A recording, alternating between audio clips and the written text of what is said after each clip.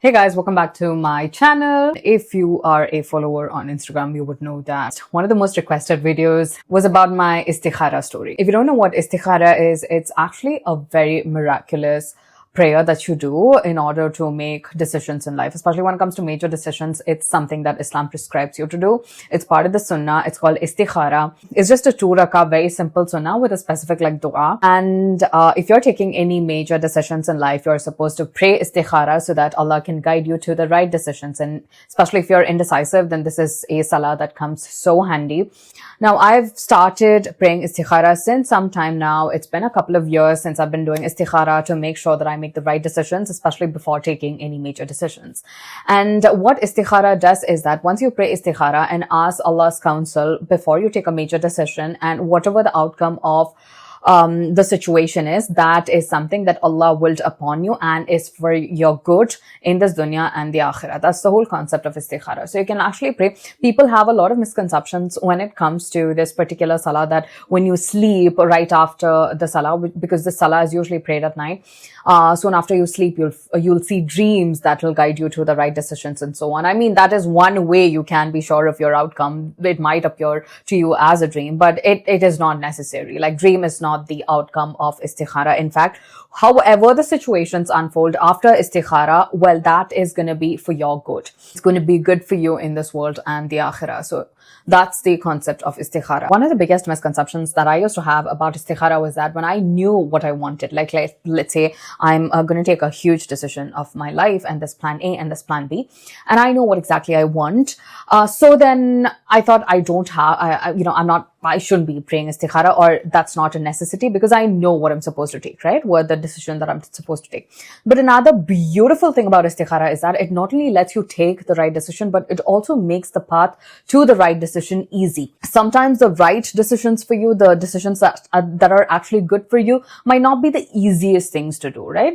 These might not be the easiest options. So when you pray Istikhara, it not only makes sure that you take the right option, but it also makes sure that it's easy for you to do it. Now, coming to one of the recent miraculous Istikhara stories of mine, was in my residual depression phase. And at that point in time, I realized I really wanted a companion. And I was traveling a lot as well. And every time I was traveling too, I was feeling super lonely. I really wanted a cat. My mom hates cats.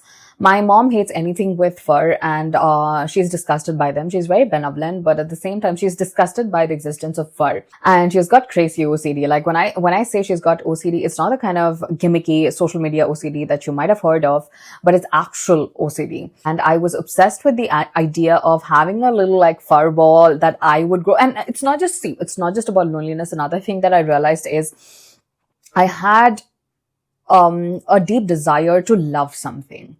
Like, I really wanted to pour in my affection and care into something that I won't be hurt by.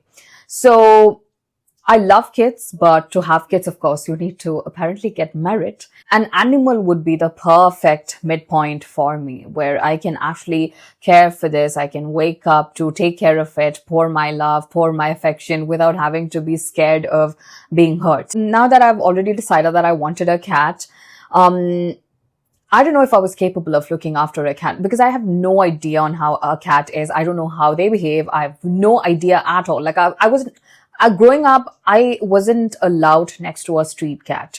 So I don't know how they work.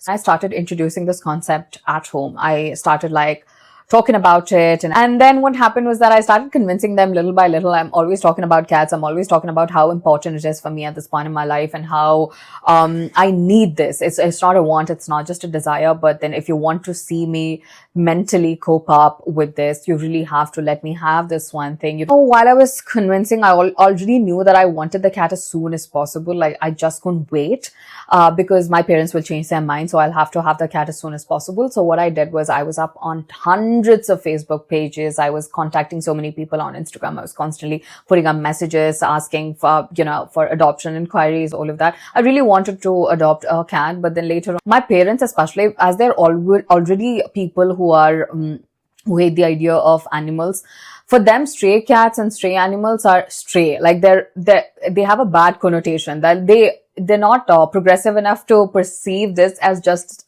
an animal and it's almost the same. I mean, we get the concept, but for them, it was beyond their comprehension. So for them, if I were to like adopt a stray cat, it's a complete no. Like there is no way I can, make it work. So then I have to take something up that they are convinced is for indoor, to stay indoors or to take care of at home. So I was like, okay, fine. Now I'm gonna buy a cat because there's no other way. And when I contacted so many different breeders, I wanted to make sure that I'm getting my cat from an ethical breeder. I generally like all kinds of cats, but then I had to shortlist for the sake of making it easier for them. And then I created a mood board on Pinterest, and I clearly had a type, which is something that I never knew. And I started circulating this mood board with a couple of breeders. And after 3 days of extensive research and work and, like all of that, I finally found my dream cat. I found my dream cat. Now for me, the criteria, like this cat had everything that I was looking for, except for one thing, which was, except for two things. The breeder didn't like feel that ethical to me. Like, it just looked like they just randomly producing cats and then selling it. It didn't look like they really cared about it. So I wasn't really sure about the condition of the cat, but then the second thing that was not fitting my criteria was that it was a female cat. So now I've heard that male cats are more clingy, and I wanted a clingy cat, and male cats let you take them and female cats usually don't like being taken. So this is something that I've always heard from people who have had cats, during my research phase, and I really wanted a male cat, but this particular cat was a female, but she looked like a tiny patootie, like she was so like kind and nice and sweet. So I was like, okay, yes, I can figure it out. It's just a kitten. I can like train them according to my needs. This is what I used to think. Now I finalized the cat. I've already talked to the breeder, and this is in Bangalore, by the way. The breeder was in Bangalore. I was in Calicut at that point in time. So I'm literally planning to go to Bangalore, take this kitten and come back. I've already told the breeder, like, I'll be coming day after tomorrow or so, and then I'll be taking the cat and I'll do the payments tomorrow. She agreed, and I went to sleep, but right before going to sleep, now I'm like very excited, but at the same time, the reality is like hitting. So I'm just trying to think, okay, right now, I've never had a responsibility like this all my life. I mean, I have had a lot of plans, but at the same time, it's not like plans, right? This living being is going to be completely dependent on me for food, for litter, for going to the bathroom, like for everything. So it's going to be a huge responsibility, and I cannot back off once I get a kitten. So then I started really contemplating, and I wasn't sure if I was made the right decision because I haven't seen this kitten, right? I've only seen like pictures and stuff. So I wasn't sure if this is the right decision for me. So I thought I'll pray Istikhara. Of course, it's a matter of a living being. And then I prayed Istikhara that night and I slept. I woke up the next day. I woke up at around 12 p.m. So she asked me to get back by 12 p.m. I literally had to put up an alarm so that I don't miss the deadline. I woke up at 12 p.m. exactly. And then I texted her being like, can I make the payment? She said, that kitten is sold out. And I'm like, how can you say that? Like, the amount of work that, she knows that I've been asking about the kitten. I've been researching so much. I've been behind this for such a long time. And I've put in so much of effort of mine into getting this kitten. And I literally told her I'd booked the tickets. I've booked the bus tickets. I cannot cancel this. I'm literally coming just for this. And then you have the audacity to tell me that it's sold out. And then she's like, sorry, ma'am. I'm so sorry. Like, it's actually sold out. There's nothing we can do about it. And then I'm like sitting and talking to her. I'm making a lot of calls. So there's another person, like a friend of mine who was in between all of this, and then I'm contacting him. I'm doing a lot of things as much as I can. At the back of my mind, I already had this in my mind that, Istikhara, I've prayed Istikhara, so whatever happens is for good. But at the same time, I'm trying my best to do this. And you know what she says? She was like, okay, if it was just an individual who took that cat alone, we could have convinced. But then he took a bulk order of cats. He took like a bunch of cats. So then we can't do anything about it. We can't cancel this order. And it was just so last minute, and he already paid. He already bought the kitten, in fact. And there's literally no way I have access to this particular kitten in the very last minute. And I've already booked my ticket. So I'm in a pickle right now, and I'm feeling very bad. I'm feeling super hopeless because I badly wanted that kitten, as I have gone through hundreds of websites, hundreds of breeders, hundreds of conversations to find the kitten of my dreams. This is what is lost in the nick of time. And then I was heartbroken, of course. And this is happening, and then I'm like chatting with ChatGPT about this. And I couldn't like talk to anyone else, and then I'm like chatting to ChatGPT about this, and then ChatGPT. So I was convinced that probably Allah meant well for me. Maybe I wasn't the kind of person who is capable of looking after a kitten. Maybe the kitten would have passed away quickly because, I couldn't take care of it, and that would put me into a bigger guilt. So this is what I was convinced that it must be for something good. And then I go on ChatGPT, and then I text ChatGPT about the whole thing because it was helping me learn a lot about cats as well at that point in time, so that I can figure out what kind of cat that I want and everything. And then instantly ChatGPT, even though I never asked any resources or what I should be ideally doing next, ChatGPT gives you a lot of other options. So then ChatGPT was like, please don't be in despair. Try out these websites, try out these breeders. So now I am just checking out these websites that ChatGPT asked me, the links that ChatGPT generated. And one of them was a link to a Facebook page, which was a Facebook breeder. And that's when I got to know, okay, well, there are lots of breeders on Facebook as well. And then I'm just checking out a couple of them, of course, with no interest at all, because I knew I wouldn't get it. But then randomly, out of pure randomness, there's this one post of an extremely healthy kitten, which was champagne, which was the color that I was looking for. And then it was in Coimbatore, which I didn't notice. So I went on this thing, and then I contacted the breeder, and then we were talking about it. And then within a minute's time, she took the call instantly, by the way. She took the call instantly, and she's sharing the picture. I told her I'm looking for a champagne kitten. She's like, we just have one, ma'am. And then she sends me the picture, the video of one kitten. Extremely healthy, extremely way better than the kitten that I was looking at. But at the same time, I just couldn't, I didn't feel anything for the kitten because my heart was locked with the other one. That attachment was there. So I wasn't really feeling anything for the new one. But yeah, it does look really nice. It was slightly more expensive, because it had triple coat, that there's a bunch of heavy bones, a lot of specifications. The kitten was of really good quality. The breeder also to my surprise was looking really good. So one of the reasons why I didn't even think twice, because the breeder was super nice. She was very attached to the kitten, and I could see that she was taking care of the kittens really well, because in all of the videos, she even FaceTimed, by the way. She video called me to show the kitten and everything, and then I could see that the kitten is literally inside her home, and she's living in a beautiful home. She's a pregnant woman. Within 10 minutes time, I've confirmed, I've made the payments, because I just want the kitten as soon as possible before my parents change their minds. And I was supposed to go to Bangalore for the other kitten. I have already booked the tickets. Now I can't go to Bangalore. So this lady told me, the Coimbatore lady, the breeder told me, your kitten will reach you by night. So she literally said she can ship the kitten. And I was supposed to get the kitten the next day. I literally got the new kitten, which is my current cat, Luca, at 1 a.m.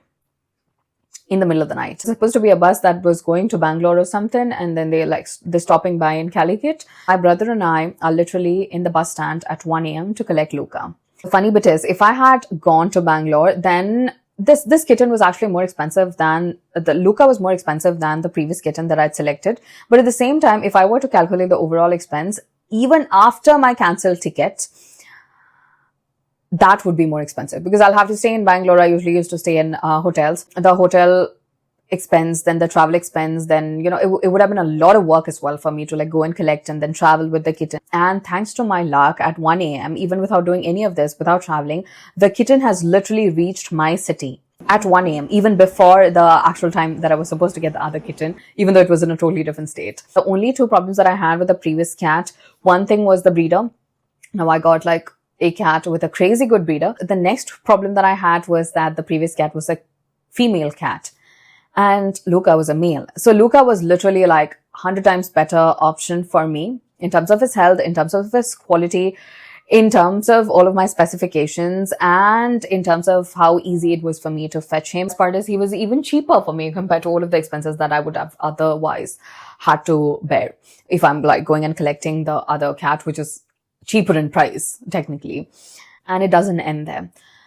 After taking Luca, it is every single day he's just surprised me. And I keep thinking about this Istikhara prayer, because it completely changed overnight. I prayed, I slept, some odd shit is happening, and the randomest excuse to lose the cat that I was thinking of getting, and then a lot of cancellation randomly, miraculously, a random breeder is asking me to make the payment in 10 minutes. I'm getting it confirmed in the same night. I'm getting the cat of my dreams delivered to my home, literally. So it's been like crazy for me, the whole way this kind of revealed in itself, so randomly soon after the prayer. And on top of that, every single day I've spent with Luca, he has never stopped astonishing me on how this is like literally a soulmate cat for me. Because one thing, I travel a lot. He loves traveling. Now, if you've ever had a cat, cats are so antisocial. They hate traveling. But my baby, he is just the nicest, sweetest cat out there. He is like the most obedient kitten. I've trained him so much, but at the same time, there is a limit to how much you can train them. You can definitely train them, but at the same time, they have a nature of their own. Just like human beings, they have a personality. He is such a demure cat. He's such a poised, such a gentleman. He is so obedient. He never bites people. He never scratches people. He is like one of the best cats that I could have ever gotten my hands on. He loves being out. We have traveled way too much. He doesn't meow. He barely meows. Like, once in a while, even when he meows, he'll go like, meow. That's it. Like, meow. That's it. And that too, his meows are so rare that it only occasionally happens when he has to go to the toilet and then the litter box is not available. He meows once in a blue moon, but at the same time, the boy is so well-natured and he trusts completely. The second he got to my home, he's been my cat. Like, he didn't even take 2 days to get accustomed to me. He was in love with me the second he was with me. The prettiest cat out there, literally so pretty. Everybody who sees this cat, who has come home, the people that I've FaceTimed, all of my friends, even when I take him out till date, everybody just stops by to say how pretty your cat is, like how pretty my cat is. He's got a gorgeous face. I really wanted a doll face. I hate the punch-faced cats. So he's a gorgeous little kitten with the best of character. I cannot be more grateful how like Istikhara just like changed the whole script of the story within one night, miraculously, like completely flipped the whole thing for me. Another Istikhara story that I have, I will share it in the next video, on how I got my dream home, how I got my dream space, and how I ended up settling down in a different city out of nowhere. I'll share that in the second part of this video. That's it. Hope you guys enjoyed. Let me know if you have any similar stories, Istikhara stories, in the captions below. I mean, in the comments. If you're new here, don't forget to subscribe, like, comment, all of that. I'm new here too, so I have no idea what YouTubers say, but you get the point. Bye.